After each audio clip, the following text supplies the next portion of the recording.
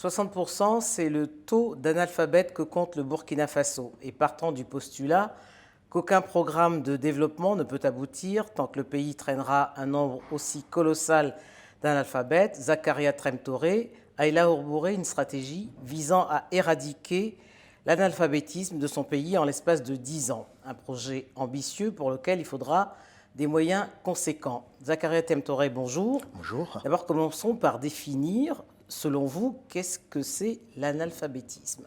Au plan international, on définit l'alphabétisme comme l'acquisition de compétences en lecture, en écriture et en numératie.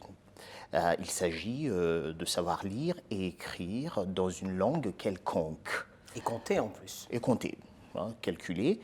Une phrase simple de la vie de tous les jours. Mais ceci est une définition plutôt restrictive, étriquée, parce que l'alphabétisme va au-delà.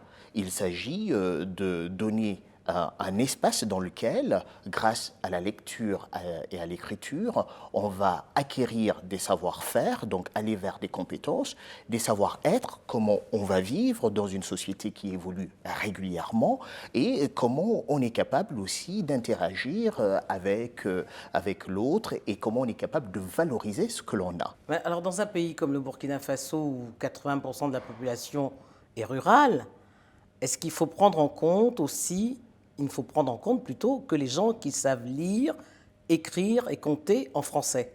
Non, non. C'est bien pour cela que dans la définition, on parle de langue quelconque. Si vous savez lire et écrire dans une langue nationale comme le moré, le djoula ou le fulfulde, on vous déclare alphabétisé dans cette langue. Maintenant, il faudrait que l'environnement vous offre les conditions pour que cette compétence soit utile. Si vous savez Parce lire que justement, dans moré, les statistiques, on oui. ne prend pas en compte justement cette population qui lit dans les langues nationales. Comment fait-on dans des pays où il y a une multitude de langues, et pas des langues dominantes comme le cas du Sénégal, où on a le Wolof, du Mali, où on a le Bambara, et la RDC, où on a le Lingala? Comment fait-on? Le pari qui a été fait par le Burkina Faso a été d'alphabétiser massivement dans les langues nationales, en se disant que l'environnement devrait lui aussi évoluer, que l'environnement ne devrait pas avoir uniquement le français. Quand je parle de l'environnement, je pense à l'administration, je pense à la justice, je pense au monde académique qui utilise le français. Donc lorsque vous faites le pari d'alphabétiser principalement en langue nationale, il faut transformer aussi cet environnement. Que la personne qui est alphabétisée dans ces langues puisse s'en servir, dans la vie de tous les jours, dans ses démarches administratives. Et à quoi tient justement ce hiatus qu'il y a entre la volonté d'alphabétiser dans les langues nationales et le fait qu'on ne les retrouve pas justement dans l'administration et dans tout le processus de communication des États? Parce que je pense qu'on a sous-estimé la tâche.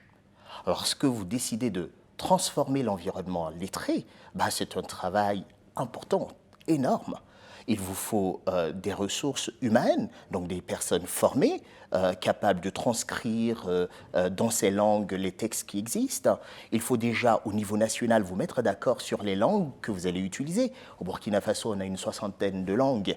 De penser que l'on peut transcrire tous les documents dans une 60aine de langues, c'est vraiment illusoire, c'est très, très compliqué. En revanche, si on se mettait d'accord pour utiliser quelques langues au niveau national, après, on peut se mettre d'accord pour avoir... Mais ça pose la question du choix des langues, justement. Exact, tout à fait. Là, on est sur un aspect purement politique. Oui, sur l'aspect politique, et en fait, on a peur aussi des réactions des populations. Il est beaucoup plus facile de ne provoquer personne. De ménager tout le monde. Voilà. Et c'est pour ça que le français a pris le dessus donc, dans nos pays. C'est la langue officielle. On se dit, OK, bon, on se rejoint tous au niveau du français. Maintenant, il faut accepter de regarder cela sans idéologie et sans complexe. Et ce que je propose justement, c'est que le français puisse coexister avec les langues nationales dans le système éducatif, ce que nous ne faisons pas suffisamment. Alors, quelles sont vos recettes magiques pour éradiquer de l'analphabétisme? Oui. Alors, la première des choses, c'est de prendre conscience que l'on ne peut pas continuer de d'avancer avec un nombre aussi important d'analphabètes. Vous savez, c'est pernicieux l'analphabétisme. Vous pouvez marcher, vous êtes analphabète, personne ne s'en rend compte. Vous souffrez peut-être tout seul dans votre coin et on n'est pas suffisamment arrivé à ériger cela en priorité nationale avec un engagement politique fort et sur la durée. Quand c'est un engagement politique fort... C'est curieux d'entendre ça de l'ancien ministre de l'alphabétisation que vous êtes. Oui. Qu'avez-vous fait donc? Il faut aussi se regarder dans la glace et tirer les leçons quand on entreprend. Vous savez, la chose la plus facile, c'est lorsque vous devez être dans la théorie et dire ceci, yaka. Quand vous vous mettez à agir, vous vous rendez compte que c'est un peu plus compliqué que cela. Ce qui se passe, c'est que nous avons tenté de faire des choses, notamment en tant que ministre de l'alphabétisation, avec les collaborateurs, les collègues. Nous avons réussi un certain nombre de choses. Nous n'avons pas tout réussi. Vous vous souvenez quand même de ce slogan qui avait cours dans les années 80 où on disait « Éducation pour tous en l'an 2000 ». C'est vrai. Qu'est-il devenu? C'est un vœu pieux. C'est des incantations, comme savent le faire les politiques.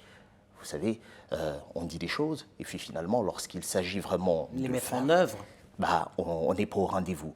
Donc, oui, une grande volonté politique. Mais ensuite, je propose concrètement que l'on soit dans une approche intégrée, que l'alphabétisation ne soit pas le parent pauvre du système éducatif ou ce que l'on fait lorsqu'on a terminé de faire toutes les autres choses.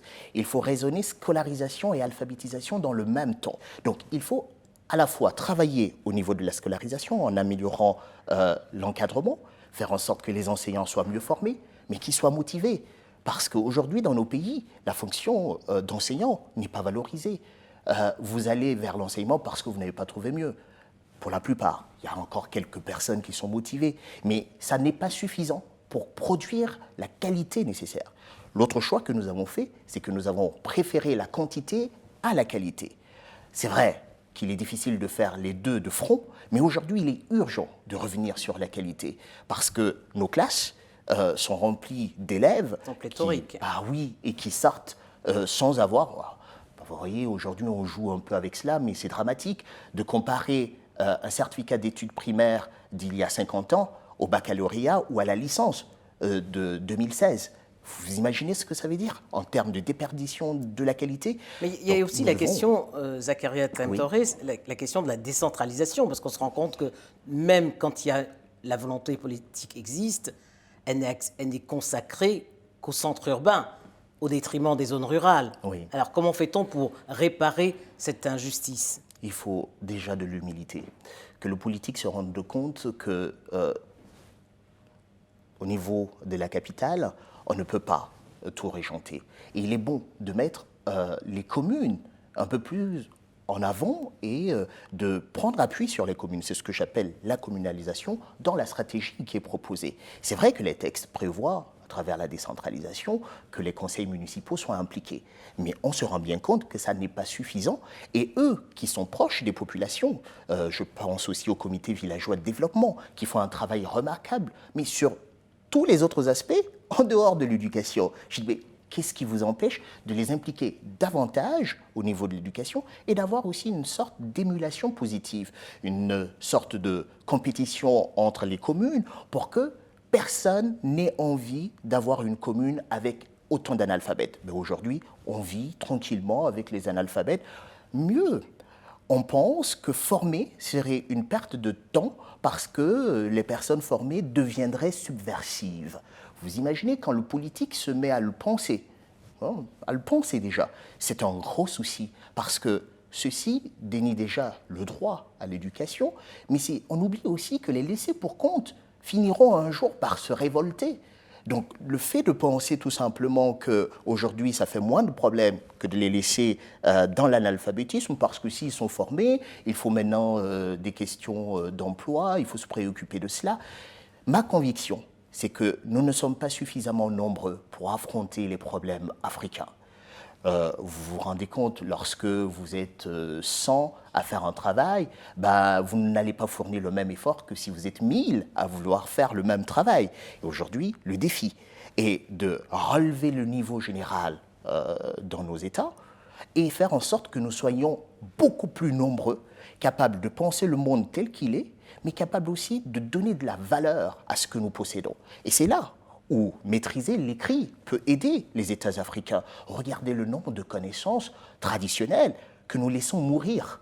Mais mourir faute de quoi? Parce que nous avons du mal à les formaliser. Oui, l'alphabétisation pour nous est une priorité. L'alphabétisation dans le sens de formation. Nous devons former massivement nos populations, mais en leur faisant confiance, en allant auprès d'elles, en voyant avec elles les secteurs dans lesquels elles ont besoin d'être formées, parce qu'elles pourront tout de suite utiliser ce que vous allez leur apporter comme compétences. Mais lorsque vous décidez tout seul des axes, des secteurs prioritaires, même lorsqu'ils sont formés, le temps d'adaptation... C'est ce qu'on a appelé également le développement intégré. Le développement intégré, participatif, où les premiers concernés sont impliqués. Malheureusement, on ne le fait pas suffisamment assez, à mon sens. Donc c'est pour ça que dans cette stratégie, donc, nous avons parlé de la question des langues, bilinguisme, multilinguisme, la question de la proximité, donc la communalisation, oui. Vous voyez, de la décentralisation, la question de l'intégration, scolarisation, alphabétisation, et une grande participation des parents et des enseignants. Vous imaginez, lorsque vous êtes alphabétisé en langue nationale et que votre fils ou votre fille va à l'école, à aucun moment vous êtes capable de vous rencontrer pour vous entraider. Parce que lui est formé en français et vous êtes formé pendant ce temps en langue nationale. Donc l'idée est de mettre un peu plus de français au niveau de l'alphabétisation et un peu plus de langue nationale au niveau de l'éducation. Exact, pour que ça se rencontre. Et le suivi, enfin, combien de fois nous avons eu de beaux projets que nous démarrons en trombe et finalement que nous laissons mourir, péricliter à petit feu. Parce que le suivi n'est pas bien organisé, parce que le politique est beaucoup plus dans les étiquettes. Une fois que nous avons dit, ça suffit. Mais est-ce que ce que nous avons dit s'est réalisé?